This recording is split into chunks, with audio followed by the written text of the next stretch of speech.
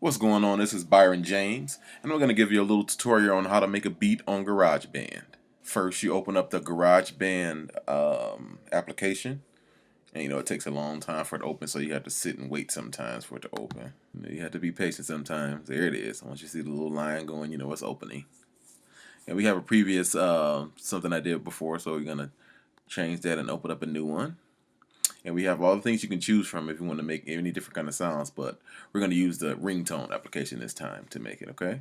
So here we go. Now we got the file. You always want to save at the beginning so you know where your file is. That's the most important thing to save. Okay, you got the project. You name it. We're naming it New Beat. Okay, there we go. We're going to save it.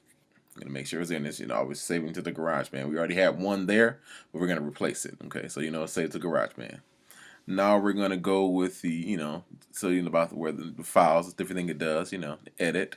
You can cut, copy, paste, delete, select all.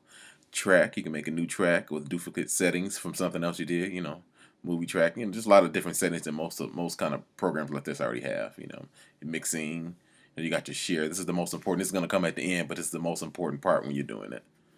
Okay, just little simple settings you have. Then we have our rewind button. And we have our cut button, our forward button, our stop, our play, our record button. Okay.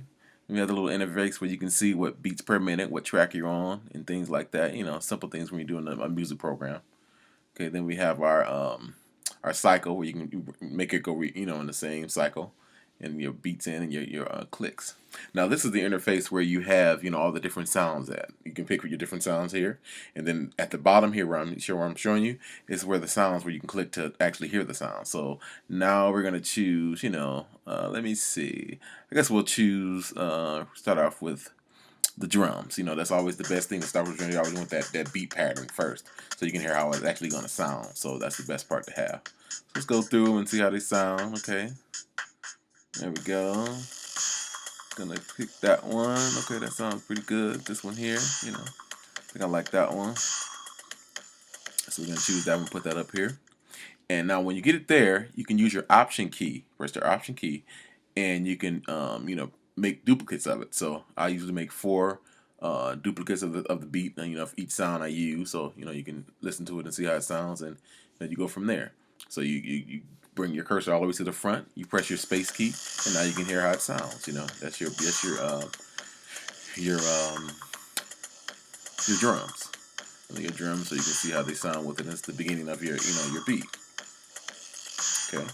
Now we're gonna want to choose something else after you already got your beat, your drums. So now we're gonna want to get some other different sounds. So let's see what we're gonna choose. We're gonna always press reset to get started at a new drum. So let's go to the guitars and see what what kind of how the guitar sound.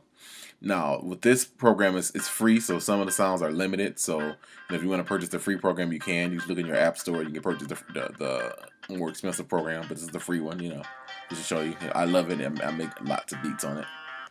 There we go. Messing with different sounds and see which one we like to complement to what we listen. So always remember what you listened to before and see how it sounds. I think this sounds pretty good. I think I'm gonna use this one. Yeah, there we go. I like this one. And remember, press your option key again, and you can duplicate that sound. So you always want to make 4. I use 4, so you do it at your leisure how you want to do it. But I usually always make 4 just to see how it's gonna sound. Okay.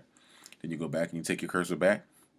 Always click in the space where you see your you can control your sounds and everything there. Always click your inside and press the space bar. To listen back. You always can control your sound, the volume of your sound of the beat.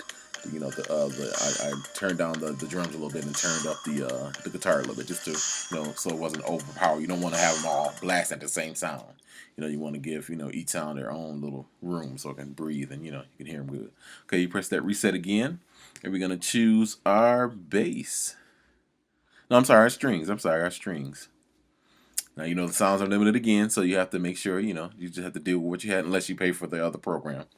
But I like this program because I don't use it for a lot of things, just for my radio show. That's what I use it mostly for. Then you go with the sound. There we go. The strings, and I think I like this one. Yeah, I'm gonna use this one. There we go. And you always want to click in the space. You always want to turn it down, so they don't compete with each other. There you go. Press the space bar. Go back. You listen to them all. See how they sound together. And that sounds pretty good.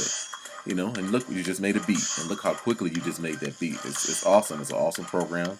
It's user friendly. Anybody can really use this program if they really wanted to. It's very simple to use, and it's good for, like, I just use it for my radio show to make like little music to go under my jingles and things like that, so I don't have to pay for music. I can do it myself, and it's cheap. It's free. You never know, somebody might want to use it. So that sounds pretty good.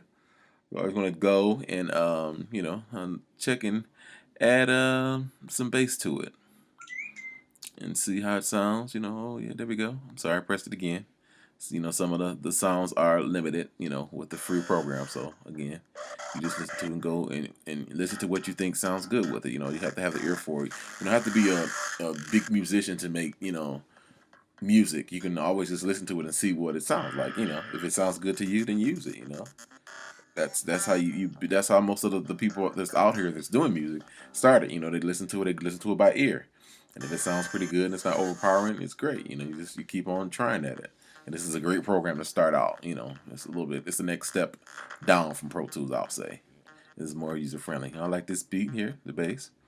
There you go. Gotta use the Option key again to make another copy of it. And there we go. Oops, sorry about that. There we go. Make sure I adjust these volumes too, because I know they're going to overpower. So let me turn this one up, because I want the bass to be, more overpowering. Click it. Click on the spot. Press the space key. And there we go. Now listen to that. It sounds like something to get professionally done. If I add a few more things to it. But it's something simple you can use for your videos if you wanted to. Put it under your little tutorial videos, like I'm doing here. I can put this beat under there. And it's great. And I did it myself, and I don't have to worry about, getting royalties and stuff like that, or getting in trouble for using it. So that's good. And now we're gonna listen to it again to make sure it's all how we like it and everything. And if it's all good and we don't have any flaws or anything out of place, we're gonna save it, and that'll be it. It's very simple to do these beats on GarageBand. It's very simple. Anyone can do it. I just opened it up one day. I wanted to make music for my radio show, and I just opened it up and used it. So now we're gonna go to make sure we save it. Okay, we're gonna go to share, and always share it to on iTunes, and you'll be able to find it. Make sure it's named, and once you share it, it's gonna download everything. It's gonna go straight to iTunes, and then it's gonna play it back what you just did. See how simple that was? We did that in no time. It was very easy, it's very simple, and anyone can do it. This was Byron James. This is my little tutorial on how to make beats on GarageBand. I hope you enjoyed it. If you have any questions, email me at byronjamestheartist@gmail.com.